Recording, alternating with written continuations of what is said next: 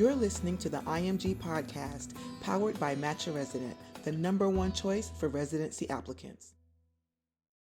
Good morning, good afternoon, good evening, wherever you are in the world. It is your host, Tiffany, with the IMG podcast.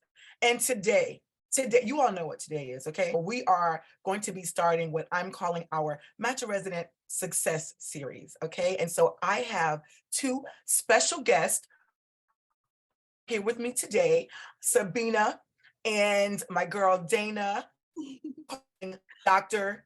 Dhami. Is it Dhami, the last name? And I think somebody getting married over here. Okay, anyway. All right, that's what I thought. Okay, I didn't want to assume. Okay, I want to congratulate you both on getting matched. I think it's amazing, and I'm so glad you agreed to this interview today because I really think you're going to be an inspiration for the audience who's coming up or going through SOAP right now, or any of those things that go with the whole residency process. So first things first, welcome to the show. Thank you so much for having us. Yeah, thank How are you? How are you both? Are you like on cloud 9 right now? Yeah, I think so. Yeah, a good way to say it. I think we're both just like, I think at relieved. first when it happened, we were just like, oh, okay. And then it like an hour later it kicked in. We're like, oh my gosh, Right. this is like Right. it's I really know. been Like aspect of our journey. it's amazing. Like I'm so excited. I'm so excited to talk to you all. So let's just kind of jump into the questions because I always say, I know you doctors are always on weird schedules. I don't want to waste your time because you may be going back to work to do rotations or something like that. I don't want to mess that up. So what I want to do is start with a few questions here. So again, congratulations on matching. Again, by the time everyone's listening to this episode, they will know, those who match will know where you're going. So I'm not going to ask you where you're going or where you put your first choice. I'm not going to do that. But what I would like you both to do is tell me how you're feeling now that the hardest part is over. Like now you know that you match. Like, tell me how you feel.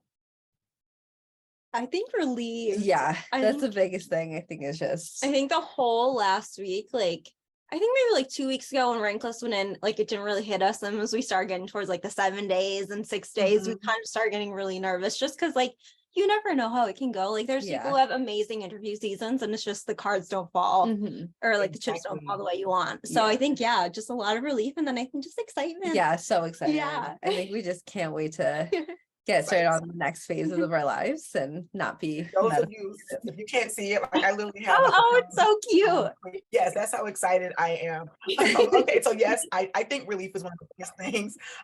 So here's my next question. I always ask every guest who's on my show, you must give me one fun fact about yourself that nobody would know or wouldn't think they would know about you. So I'm going to start with Dana. You go first. Okay. I actually recently got really into gardening this past year, and now I am a big gardener, and I have a huge orchid garden now, and I have somehow like 10 orchids I'm trying to keep alive. So like that's my and they're fact. thriving. It's not even trying to keep alive. They're thriving. They're beautiful. I have 2 that are no longer here, but they're somewhere in heaven. But I refuse to even throw out anything because I want them to come back to me. So yes, I love gardening as well. So so you're a gardener. I like it. Got a green thumb. Sabina, what about you? What's a fun fact you got for me? So I think like during the pandemic, I got into this craft called diamond painting. And so it's like almost like a paint by number, but instead of like paint and everything, you have like little resin diamonds that you place over like the picture.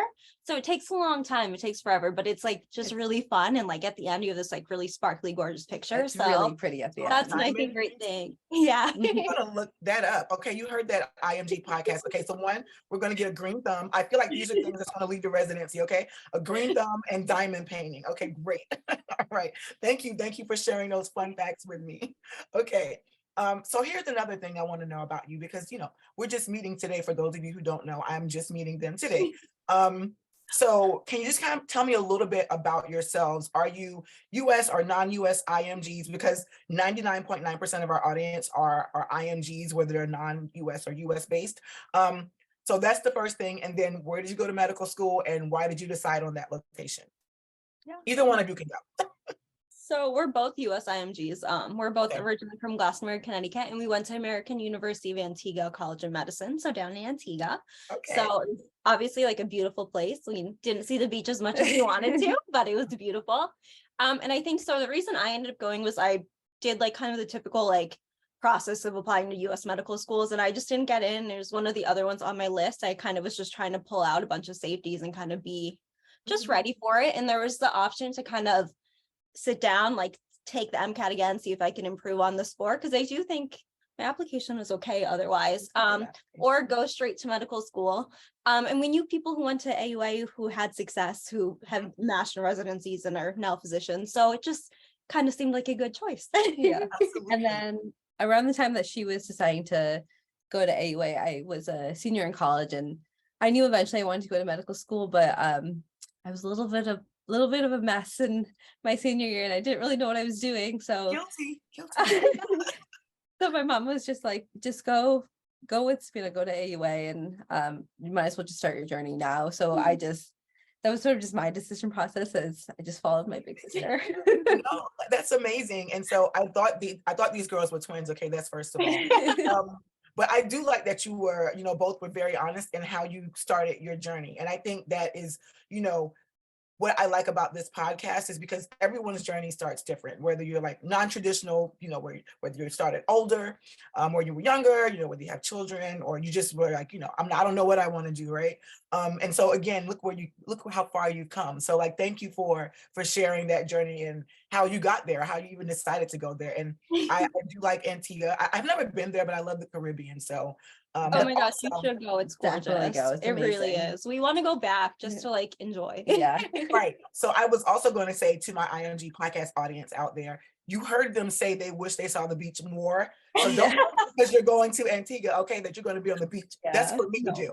You can come visit me, but I'm going to be on the beach. Okay. So here's my next question for you. So I actually let the cat out the bag that you both are sisters. Sorry about that. So I know your family is proud of you. So I just want to say that publicly. And if you can just play that snippet for them to say, this is what Tiffany said about us, that she knows that you're proud of us. So, how has it been going through this medical journey together? Because even when, brothers and sisters and siblings go to medical school, it's usually not the same place. So how was that for you? I think it was a really great process. I think we were really lucky to be able to go through something so difficult and so challenging together, because you always had someone to lean on, always had someone who understood what you were going through. Your biggest cheerleader was literally just down the hall, like cheering you on the whole time. And so it was, I think, really nice to have that support system going through this whole process. And I even asked my fiance, how did you do the 2 years by yourself? Because I don't think I would have made it through medical school without my sister next to me. So I think we're really lucky, and we know we're really lucky. This is what I call love, okay? Because I thought about this. Could I go? I have two sisters and a brother. I think if we all went to medical school together, we'll leave that for the imagination.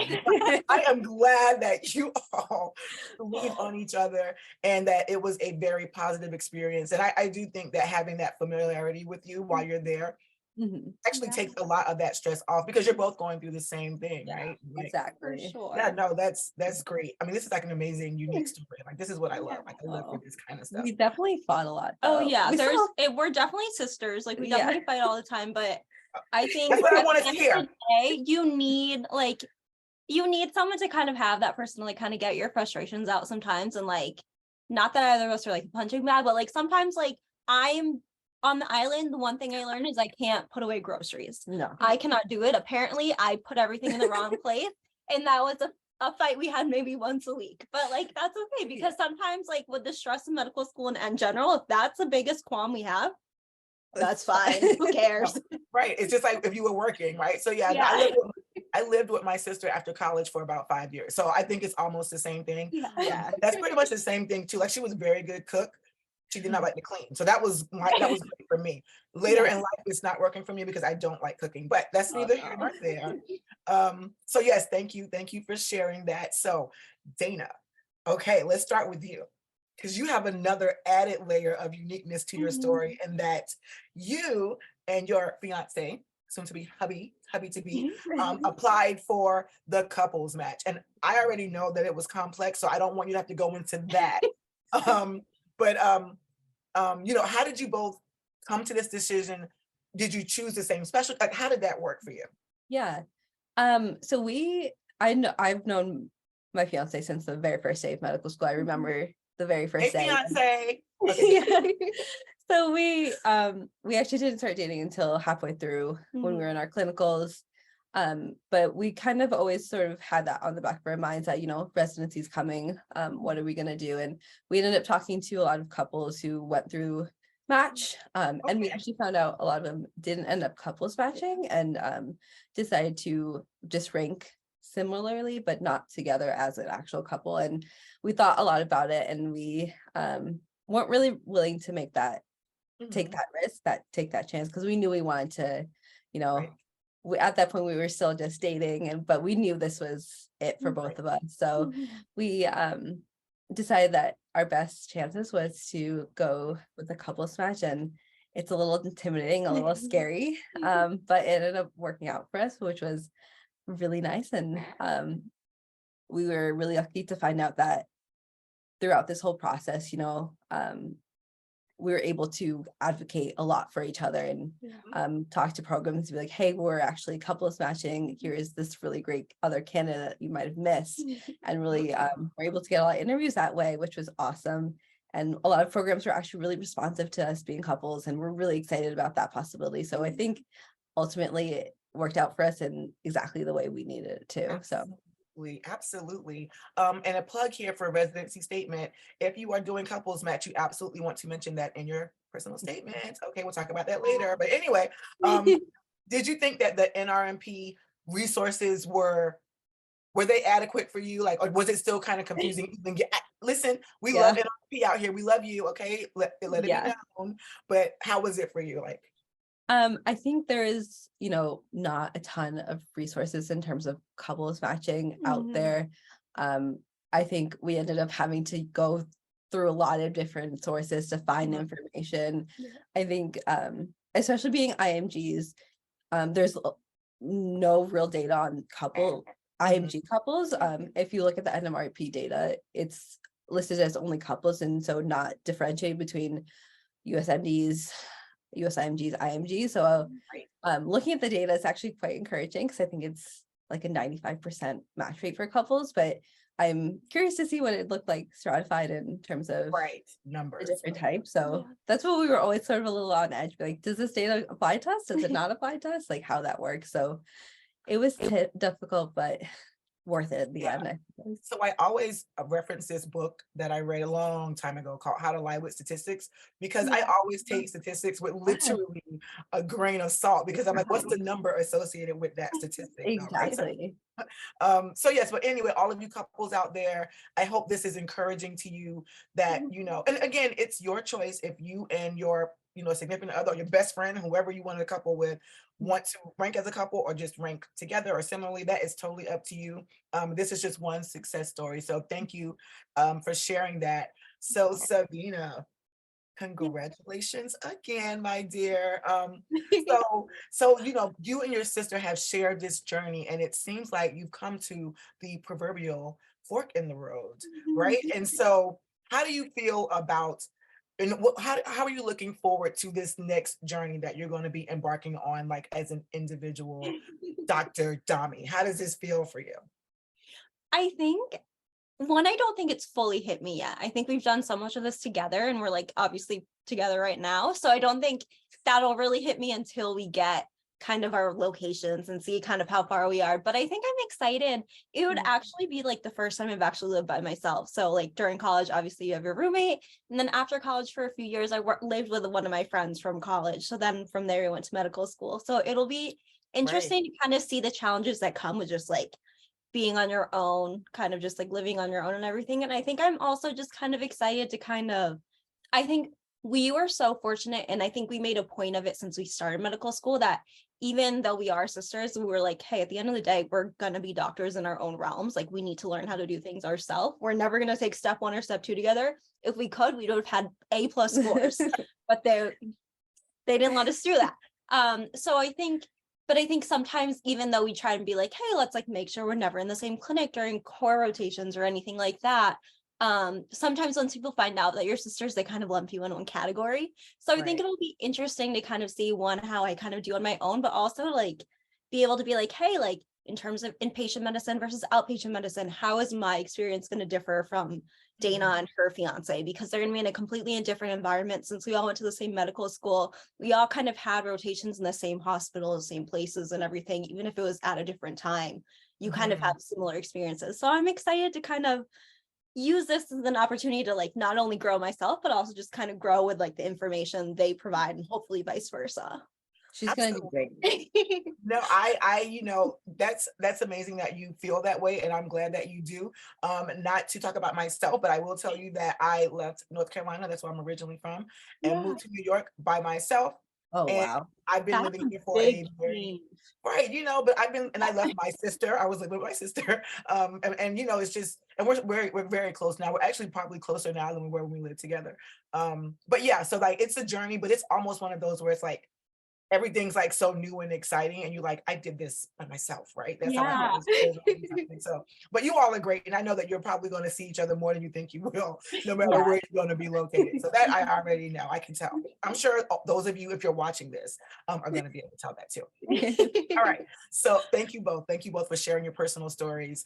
This one is for both of you. So, and this is more for my IMG podcast audience who are still in school right now, maybe going to be going for the residency application process 2023, 2024.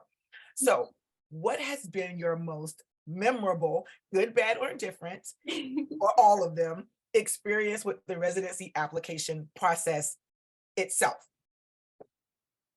I'm sure everybody's glued to it right now. I know you are right now with your earpods, so go for it.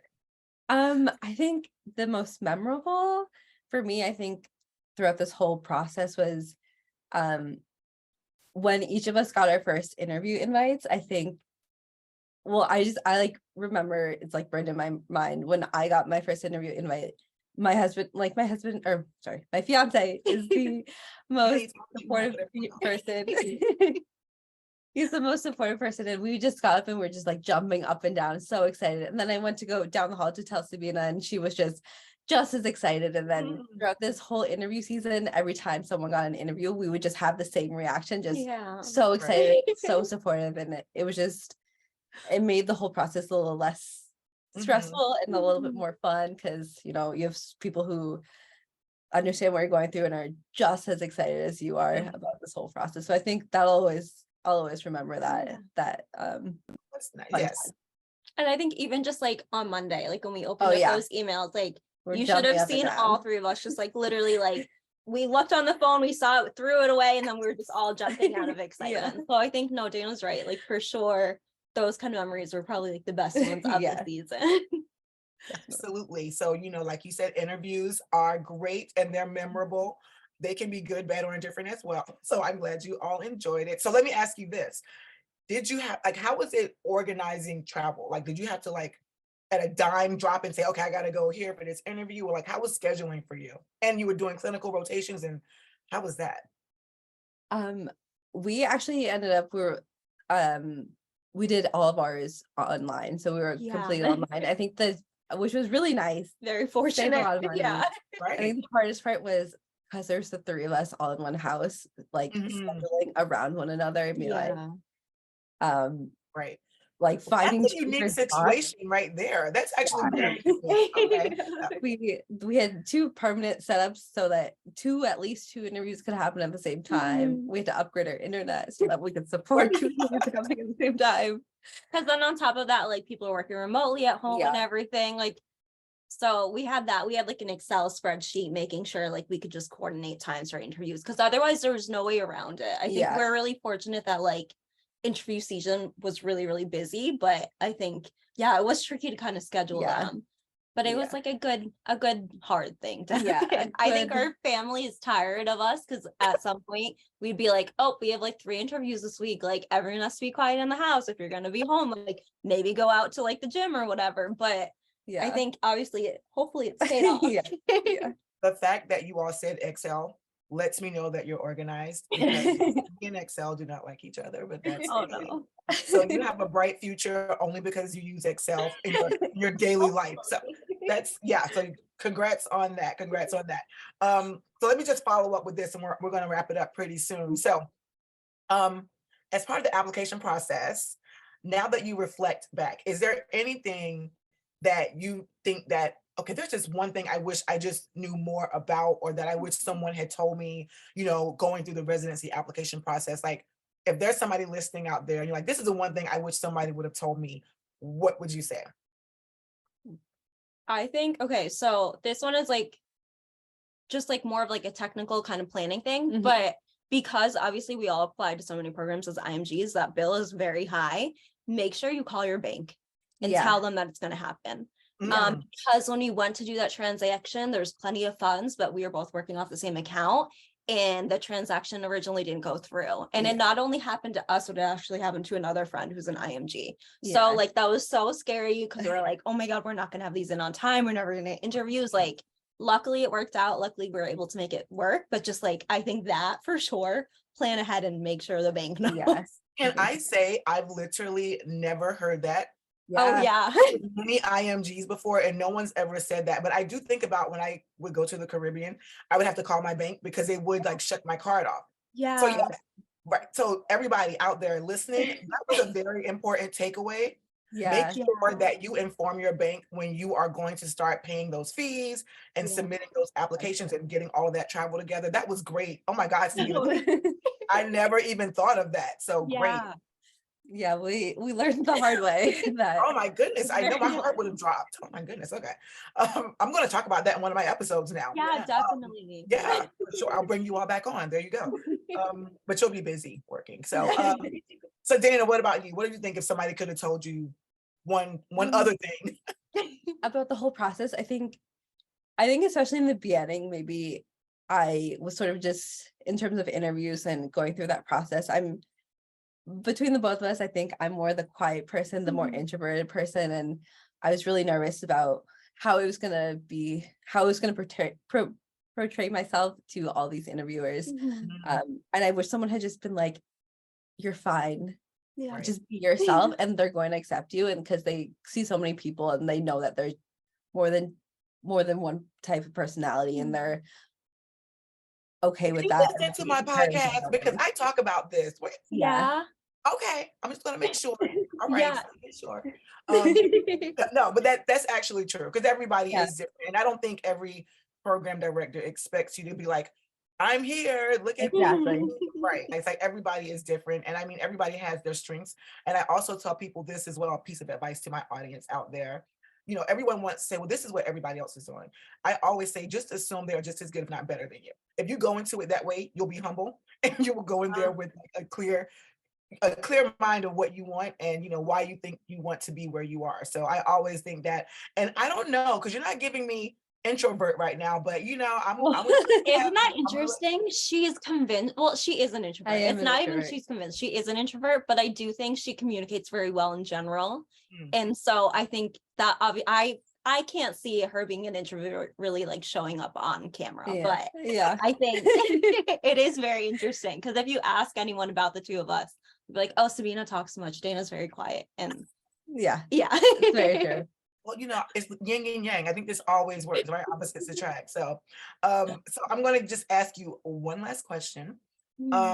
I always like to end my episodes with words of encouragement, which I think you all have actually been doing through this entire episode. So I already know you'll have a big future, because a lot of people always talk about in your statement too how they're compassionate and empathetic, and that actually comes across from both of you in general.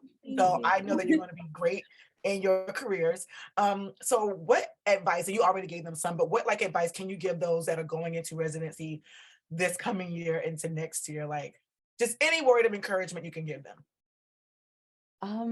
I think just, it's a really tough process, and I think that you have to give yourself a little bit of grace sometimes, and understanding that everything's not going to work out the way you want to, but as long as you just keep grinding, keep working hard, keep putting yourself out there, it's gonna work out the way it's meant to, and how it's intended. Shoot for the stars, you'll land among the stars, is one of my favorite sayings. So I think that's really something important to keep in mind.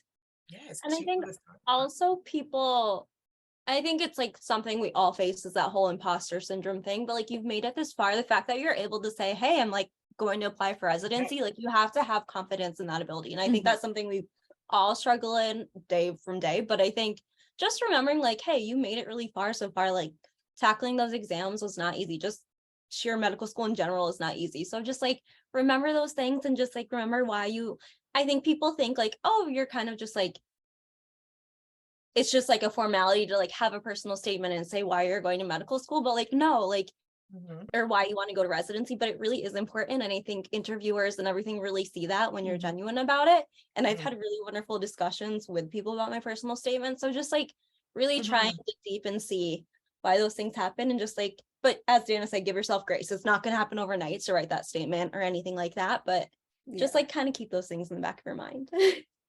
Well, this has been amazing and you all have been great. So I want to again thank you, doctors, for attending this great podcast here. For my IMG podcast audience out there, make sure that you also check in next week, where I'm pretty sure I'm going to have more success stories, because all of our Match Your Resident ambassadors and our audience members and our followers have, amazing news. And, again, we're here to share all kinds of news, right?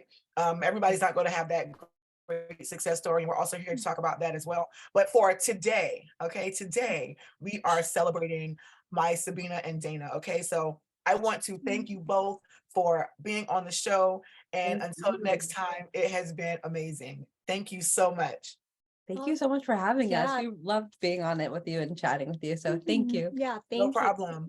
Be sure to like, follow, and subscribe to @Match Your Resident. Thank you for listening.